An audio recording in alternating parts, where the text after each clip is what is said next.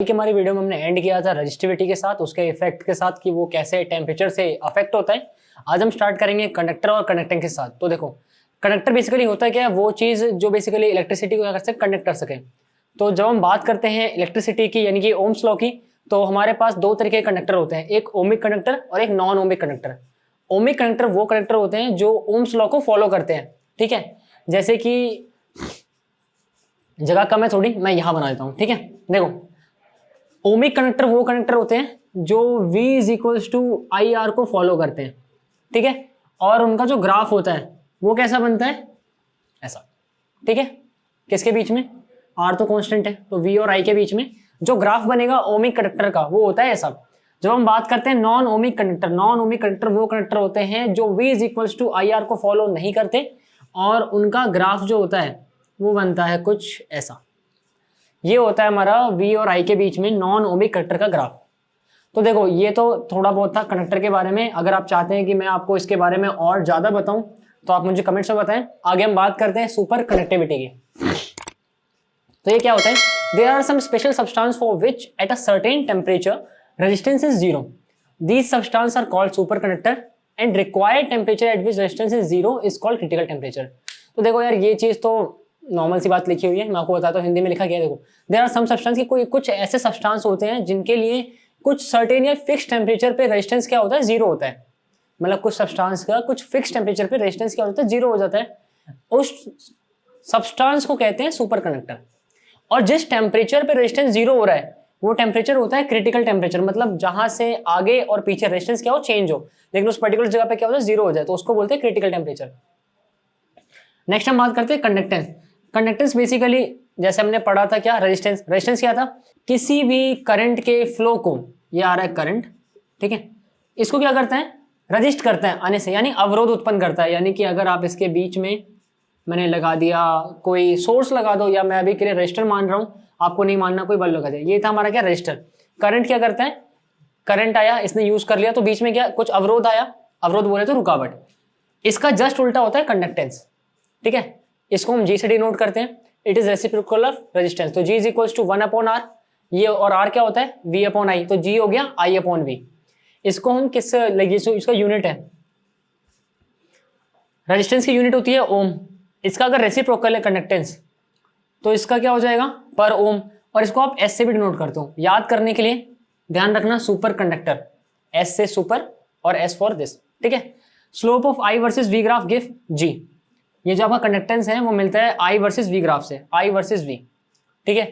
R is equals to, यहाँ पे ध्यान रखना ये G की बात कर रहा हूँ, जब मैं इधर बता रहा था ये मैं R बता रहा था, सॉरी, ये तो मैंने आपको कंडक्टेंस बताया था। नेक्स्ट इधर बात करते हैं, R is equals to ML upon में ANE स्क्वायर टाउ। ये हम अभी तक पढ़ चुके हैं। ये कहाँ से आया भाई, आप मेरे प्रीवियस वीडियो में जाके चेकआउट करें। R is equals to ML upon में ANE स्क्वायर टाउ, इसका जस्ट अपोजिट होता है G यानी कि conductance, ANE square tau upon में ML। ये था क्या, कंडक्टेंस। नेक्स्ट हम बात करते हैं कंडक्टिविटी। इसको हम डिनोट करते हैं सिग्मा से, सिग्मा नहीं, सिग्मा, ठीक है। It is reciprocal of resistivity, ये रेजिस्टिविटी का जस्ट उल्टा होता है। Sigma is equals to 1 upon में रॉ। रॉ क्या था, रॉ था resistivity. Sigma is equals to L upon में RA हो जाएगा, क्योंकि जो अभी तक हम पढ़ते आए रॉ, रॉ था RA बाई L, ठीक है। यूनिट इसकी क्या होगी, S पर मीटर। S किससे आ रहा है, कंडक्टेंस से आ रहा है। नेक्स्ट हम बात करते हैं इसकी, या फिर इसकी जगह पे ये भी लिख सकते हो, S की जगह पे हमने क्या माना था, पर ओम भी माना था, तो पर ओम पर मीटर भी कर सकते हो। नेक्स्ट हम बात करते हैं इसके, देखो रॉ क्या था, M अपॉन में ANE स्क्वायर, सॉरी ए तो आएगा नहीं, M अपॉन में NE स्क्वायर टाउ। सिग्मा क्या हो गया, NE स्क्वायर टाउ अपॉन में M। जस्ट आपको उल्टा करना है। अभी तक हमने हमारी पिछली वीडियो तक जो भी पढ़ा है, रेजिस्टिविटी, रेजिस्टेंस, जितना कुछ पढ़ा उसका जस्ट उल्टा होता है ये। रेजिस्टिविटी का कंडक्टिविटी, रेजिस्टेंस का कंडक्टेंस, दैट्स इट। एक ही जो अलग चीज आई है वो है सुपर कंडक्टिविटी, यानी कोई ऐसा सब्सटेंस जो कि एक पर्टिकुलर टेम्परेचर पे रेजिस्टेंस कितना दे, जीरो, और जिस टेम्परेचर पे उसने रेजिस्टेंस को जीरो दिया है उसको बोलते हैं क्रिटिकल टेम्परेचर। इसके बाद जो इंपॉर्टेंट टॉपिक आता है वो है ये, ठीक है। एग्जाम में इस पे क्वेश्चन आ सकता है, किसी भी, चाहे ऑब्जेक्टिव आए या सब्जेक्टिव आए, बट आ सकता है। करंट डेंसिटी, इसको हम J से डिनोट करते हैं। It is the current flowing per unit cross section area of wire. कि मान लो ये एक वायर है, ठीक है, इस वायर के इस क्रॉस सेक्शन एरिया से, यानी जो भी ये एरिया है इसके पर यूनिट एरिया से जो करंट फ्लो हो रहा है उसको हम बोलते हैं J, यानी कि डेंसिटी, कितना करंट फ्लो हो रहा है पर्टिकुलर एरिया से। J is equals to current through particular area, I upon A। Unit की बात करें I for ampere per metre square, ठीक है। J क्या होता है, वेक्टर क्वांटिटी होती है, यानी ये किसी पर्टिकुलर डायरेक्शन में लग रहा होता है, तो किस डायरेक्शन में लगता है वो हम आगे देखेंगे। I is equal to JA, ठीक है, यानी जो करंट फ्लो हो रहा है ये आ गया ना I इक्वल टू JA, तो J और A मल्टीप्लाई हो जाएगा, ये इसका आप इसको ऐसे लिख सकते हो I is equal to close integral of J dot ds, यानी कि ये क्रॉस सेक्शन एरिया पे लग रहा होता है क्या, करंट डेंसिटी। नेक्स्ट हम बात करें current is flux of current density.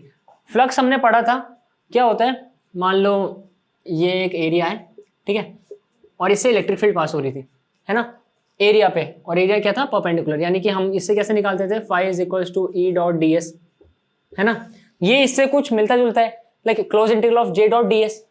इसलिए हमने बोला करंट क्या होता है, फ्लक्स होता है करंट डेंसिटी का।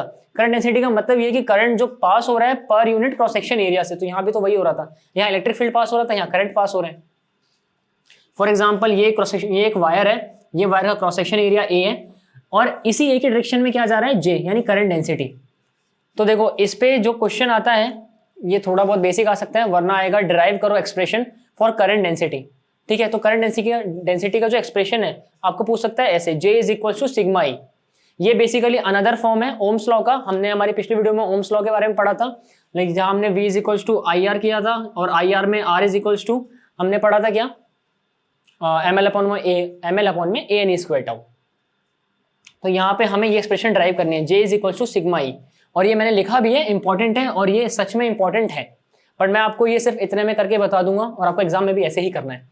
स्टार्ट करते हैं। We have I is equal to A N E V D A, ठीक है, ये इसके लिए हम पहले एक्सप्रेशन को ड्राइव कर चुके हैं, आप मेरे प्रीवियस वीडियो में जाके चेकआउट करें।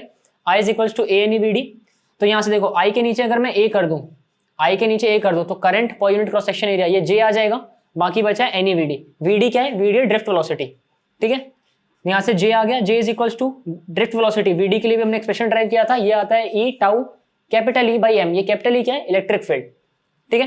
तो J is equal to N E square tau E upon में M। अब अगर हम ध्यान दें, ये जो लिखा है N E square tau by M, ये बेसिकली होता है क्या, ये तो सिग्मा होता है जो मैंने यहाँ बताया, रॉ का जस्ट उल्टा, N E square tau by M, replace कर देंगे इसकी जगह पे, बचेगा E, तो J vector is equal to sigma E vector.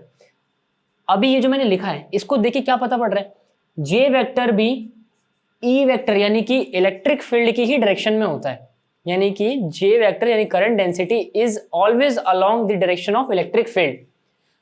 तो जैसा मैंने, खैर इसको आप यहाँ से बता सकते थे, यहाँ पे जैसे मैंने जब भी बोला current is flux of current density, जैसे इलेक्ट्रिक फील्ड जा रही थी वैसे ही करंट भी जा रहा है, उसकी डायरेक्शन में ही होना है। खैर आज की वीडियो में सिर्फ इतना ही। अभी हम यहाँ तक करंट, जो हमारा कंडक्टेंस था, रेजिस्टिविटी थी, कंडक्टिविटी थी, रेजिस्टेंस था, सब कंप्लीट कर चुके हैं। नेक्स्ट वीडियो में हम बात करेंगे हमारे रजिस्टर कोड की, और उसके आगे हम देखने वाले हैं combination of resistors parallel series.